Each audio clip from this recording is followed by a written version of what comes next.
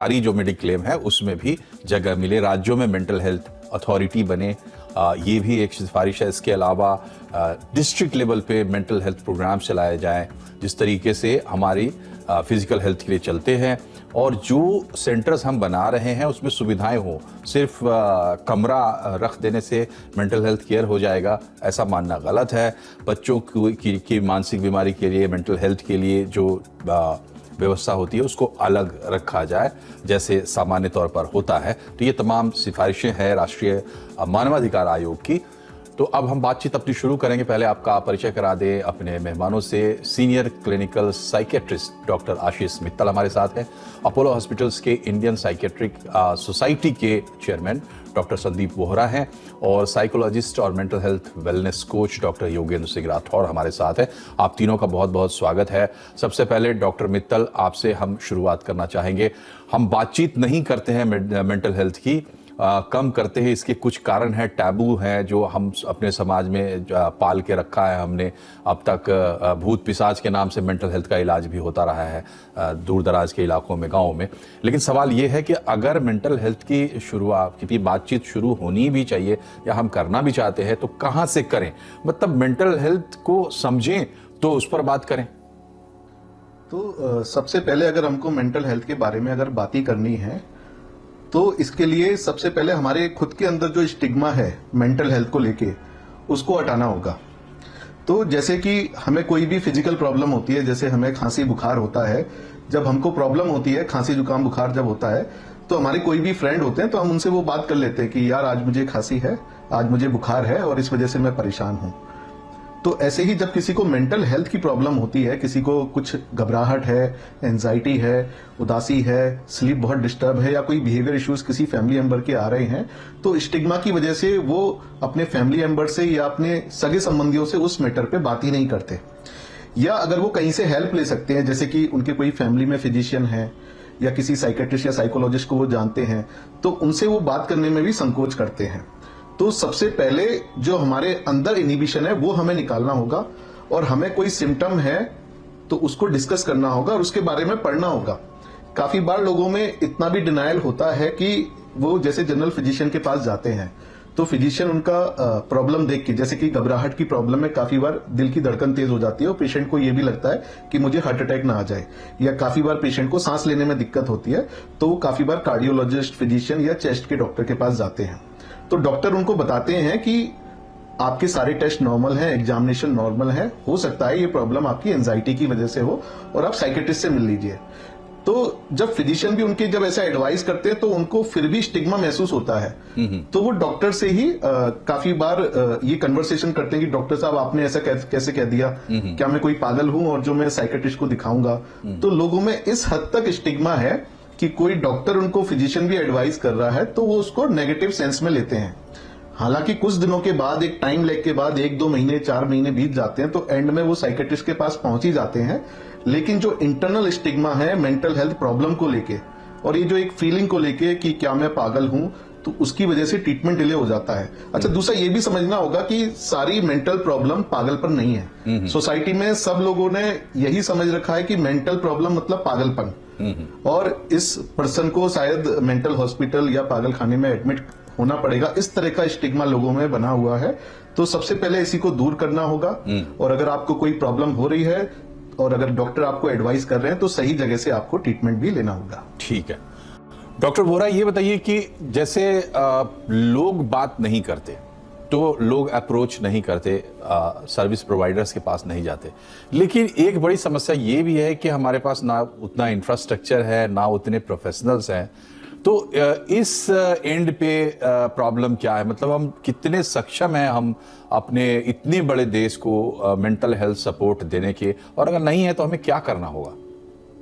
देखिए, बहुत बड़ा गैप है बिटवीन डिमांड एंड सप्लाई, जहां पर एक तरफ पेशेंट्स पहुंचते नहीं है समय पर या लोग रिकॉग्नाइज नहीं करते हैं जो प्रॉब्लम है, और बहुत समय बढ़ जाता है, और जब तक हमारे पास पहुंचते हैं पेशेंट्स तो उनकी दिक्कत बढ़ गई होती है। एक तरफ अगर हम एक पूरे स्पेक्ट्रम की बात करें तो एक तरफ है early detection and prevention of mental disorders, और दूसरी तरफ है services of acute psychiatric cases या जो ऑलरेडी डेवलप प्रॉब्लम्स हैं उनको देखना। तो इनमें दो एरिया पे हमें फोकस करना जरूरी है। अर्ली डिटेक्शन एंड प्रिवेंशन में हमारे को ये फायदा हो सकता है कि जो लोड है, जो इंडिया का लोड है मेंटल हेल्थ प्रॉब्लम्स का, उसके लिए बहुत जरूरी है। जितनी जल्दी आप डॉक्टर के पास जाएंगे, जितनी अर्लियर स्टेज पर जाएंगे, उतनी आसान हो जाएगा आपके लिए उस चीज से निकलना और डॉक्टर को आपको ट्रीट करना। रही बात मेंटल हेल्थ प्रोफेशनल्स की, तो वो बहुत ज्यादा गैप है। और एक जो स्टडी पब्लिश हुई है रिसेंटली, उसके हिसाब से अगर हम डिमांड और सप्लाई को कवर करना चाहें, हमें 78 साल 78 ईयर्स लगेंगे number of psychiatrist, psychologist, social workers, psychiatric nurses को लाने में। तो जो वो गैप है वो इतना बड़ा है। तो इसको देखते हुए एक जो बीच का रास्ता वो ये बनता है कि जितना हम अवेयरनेस लाएंगे, जितना लोगों को अवेयर करेंगे, जितना हम सारे के सारे स्टेक होल्डर्स को जोड़कर, चाहे वो पेशेंट्स है, चाहे वो केयर गिवर्स है, चाहे वो साइकेट्रिस्ट है, चाहे वो साइकोलॉजिस्ट है, चाहे वो एनजीओ है, चाहे वो गवर्नमेंट ऑर्गेनाइजेशन, चाहे वो प्राइवेट ऑर्गेनाइजेशन, जितना इकट्ठा होकर हम एक तरफ अवेयरनेस जनरेट करेंगे, अगली लेवल पर प्रिवेंशन और ट्रीटमेंट की बात करेंगे, उतना चांसेस है हमारे पास कि हम इसमें बेटर कर सकें लोगों की लाइफ को, क्वालिटी ऑफ लाइफ को। और डॉक्टर मित्तल, आपसे हम ये सुझाव चाहेंगे, एनएचआरसी की सिफारिश पे है, उन्होंने कहा है कि डिस्ट्रिक्ट लेवल पे प्रोग्राम्स चलाएं। इंफ्रास्ट्रक्चर की कमी उन्होंने भी बताई और हम सब जानते हैं। क्या कुछ ऐसे सिंबल्स हम खड़े कर सकते हैं ऑर्गेनाइज पब्लिक सेक्टर के तरफ से या प्राइवेट सेक्टर की तरफ से भी, जो डिस्ट्रिक्ट लेवल पे अगर वो चीजें दिखें तो शायद लोगों को ज्यादा अवेयरनेस बनेगी? बेसिक इंफ्रास्ट्रक्चर की मैं बात कर रहा हूं। यस, जैसे कि डिस्ट्रिक्ट लेवल पे अभी बात करें तो एनएचआरसी ने रिकमेंड किया है कि डिस्ट्रिक्ट लेवल पे प्रोग्राम चलाए जाएं, और जो गवर्नमेंट अभी कोशिश भी कर रही है, हर डिस्ट्रिक्ट लेवल पे एक साइकेट्रिस्ट, गवर्नमेंट साइकेट्रिस्ट वो अपॉइंट करने की कोशिश कर रहे हैं। तो वहां पे पोस्ट भी निकाली जा रही है। तो काफी बार गवर्नमेंट अथॉरिटी से, जैसे जो फ्रेंड्स हैं वहां पर, उनसे मेरी बात होती है। तो उन्होंने मुझे बताया कि गवर्नमेंट ऐसा एक प्लान कर रही है कि हर डिस्ट्रिक्ट लेवल पे एक साइकेट्रिस्ट। अगर साइकेट्रिक इलनेस की बात करें कि अगर आपके पास डिस्ट्रिक्ट लेवल पे एक साइकेट्रिस्ट और साइकोलॉजिस्ट भी है, तो काफी जो पुअर पॉपुलेशन जो डॉक्टर्स के पास नहीं जा सकते, जो प्राइवेट डॉक्टर्स के पास उनको अफोर्ड नहीं कर सकते, तो कम से कम एक वो फैसिलिटी आप वहां पे है, वहां पे आप जा सकते हो। और गवर्नमेंट के पास हॉस्पिटल तो ऑलरेडी है, डिस्ट्रिक्ट हॉस्पिटल है वहां पर, उनके पास अगर वो वहां पे साइकेट्रिस्ट और साइकोलॉजिस्ट की रेगुलर व्यवस्था करेंगे तो काफी सारे पेशेंट ऐसे हैं जो उनसे ट्रीटमेंट ले पाएंगे। और दूसरा, मेंटल हेल्थ ऐसी है जो इसमें सबसे इंपॉर्टेंट जो चीज है जिसकी अवेलेबिलिटी गवर्नमेंट को करानी है, वो साइकेट्रिस्ट एंड साइकोलॉजिस्ट ही है। तो अगर गवर्नमेंट उस पर फोकस कर रही है तो आई थिंक बहुत अच्छे पॉजिटिव रिजल्ट आएंगे। अच्छा, आपका जो पहले वाला क्वेश्चन था इंश्योरेंस से रिलेटेड, मैं उसमें भी कुछ ऐड करना चाहूंगा। जी जी। कि आईआरडीए ने मैंडेटरी कर दिया है अभी सभी इंश्योरेंस कंपनी को इंश्योरेंस देना कि जो मेंटल हेल्थ के पेशेंट इन पेशेंट ट्रीटमेंट ले रहे हैं।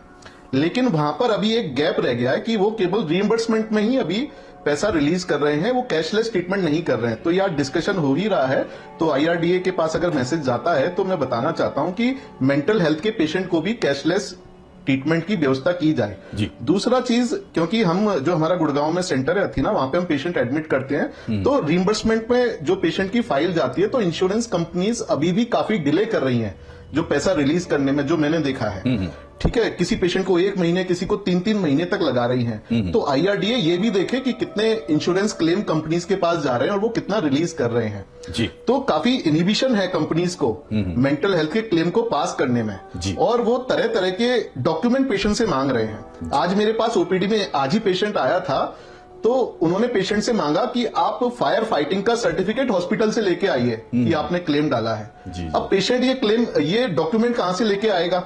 जी। तो मैंने उनको समझाया कि आप आईआरडीए में कंप्लेंट डालिए और इंश्योरेंस कंपनी को बोलिए कि आप लिस्ट जी जी, कीजिए।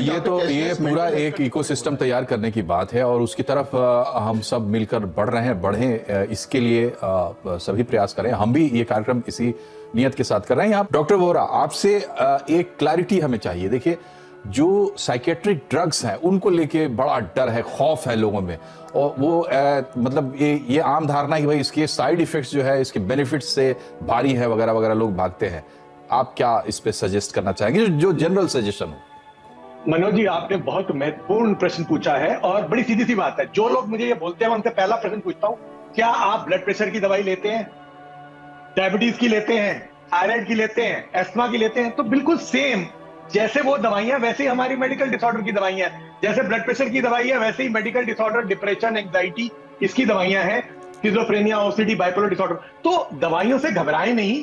दवाइयां आपकी लाइफ के लिए बहुत इंपॉर्टेंट हो सकती हैं, आपकी लाइफ को नॉर्मलाइज कर सकती हैं। हाँ, ये जरूर है कि mental health professional, expert psychiatrist के सुपरविजन में दवाई ली जाए, उसके बिना ना ली जाए। और जो आपके दिमाग में धारणाएं हैं, कुछ गलतफहमियां हैं, और लोगों के दिमाग में ये बहुत ज्यादा होता है कि साइकेट्रिक दवाइयों से ये हो जाता है, वो हो जाता है। मैं आपको मनोज जी बताऊं कि अगर मेरे से पूछें तो मेरे एक्सपीरियंस में कितने लोगों की लाइफ दवाइयों की वजह से आज की डेट में हमने नॉर्मल जी, किया, जी। और ये इस बात का मुझे फक्र है कि मैं साइकेट्रिस्ट होकर दवाइयों को यूज करता हूं। जी। हाँ, ये जरूर है, आपको ये समझना कि कुछ केसेस में काउंसलिंग, कुछ केसेस में मेडिसिन, कुछ केसेस जी में बिल्कुल कॉम्बिनेशन। डॉक्टर साहब, समय चूंकि समाप्त हो रहा है इसलिए आपको बीच में रोक रहा हूं, और आपके मुंह से ये बात आई तो लोगों के ज्यादा समझ में आएगी, इसलिए मैंने ये सवाल पूछा।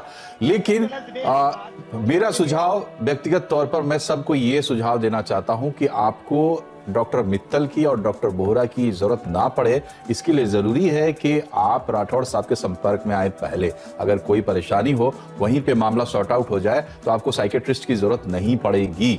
और जो दवाओं वाला इलाज है वो साइकेट्रिस्ट करते हैं, वो साइकोलॉजिस्ट नहीं करते हैं। और राठौड़ साहब की भी जरूरत आपको ना पड़े, इसके लिए उन्होंने खुद ही सजेशन दिया। 3 सजेशन मैंने आपको दिया: अच्छी फिजिकल एक्टिविटी, अच्छा खाना पीना, अच्छी नींद। उसके अलावा उन्होंने बताया कि प्रैक्टिस ग्रेटिट्यूड जो है उससे खुशी भी जरूर ढूंढिए, जो नहीं है उसके लिए प्रयास तो आप करेंगे ही। इसके अलावा कचरा ज्ञान से आपको बचना है। नेगेटिव चीजें दिमाग में फीड करेंगे तो मेंटल हेल्थ पर आपके घात होगा। और बच्चों का रखिए खास ख्याल, ये सबका कहना है। कार्यक्रम में फिलहाल इतना ही। आप तीनों का बहुत बहुत शुक्रिया हमसे जुड़ने के लिए। नमस्कार।